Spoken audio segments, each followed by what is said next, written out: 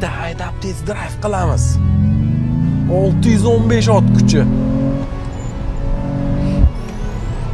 Voydod, yeshgan AMG'si W210 kuzovi AMG E53. Voydod, bunaqasidan shoni sanoqli kirgan O'zbekistonga rostdan ham komfort, ham yumshoq, ham rostakasim sport. Rostakasim sport emotsiyasini berar ekan. Voydod, oldini ko'tarib suryapti. Voy. Yeshgan AMG'si bu. 615 ot kuchi ekan. Voy, ham komfort, ham klassika, ham sport. Mana saloni dizaynini qarang. Ham tablosini-chi 3D'ligiga maza qilardim-da. Voydod. Mana emotsiya. Valdi, qutirishini qarang.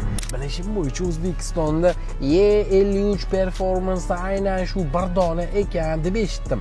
Bularda eng cho'qqisi yesh keladi. Aynan mana shu E53 performance bo'lar ekan. E63 bo'lsa olardim deb xomtama bo'lmang. Bularda eng fuli aynan shu E53, E63 chiqmagan. 12000 proba 2025-yil kraskasi top-toza yangiday mashina. Daji orqa balonlarigacha qaylar ekan. Mana bu tablosini 3D'ligiga maza qilardim-da. S plusga qo'ysangiz 3.8 sekund 0 dan 100 gacha M5 bor-ku baba. O'shani deyarli konkurent. Chunki 3.5 sekund M5 va bu 3.8 sekund. Lekin bu gibrid u, shuni hisobiga benzin rasxod kam qiladi.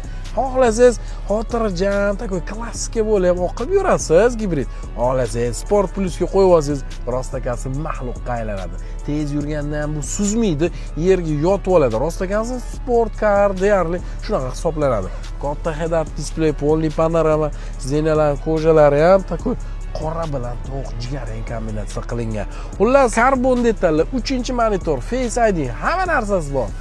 Srochniga 135 mingga bosib yuborsangiz bo'ladi. Bosib yuboring, yaqinlaringizga tarqatib qo'ying. Hammaga nasib qilsin, like bosib qo'ying, o'tigacha ko'rgan bo'lsangiz. Svet o'chib qoluvdi, videoni olib yubordik, rozi bo'lasiz.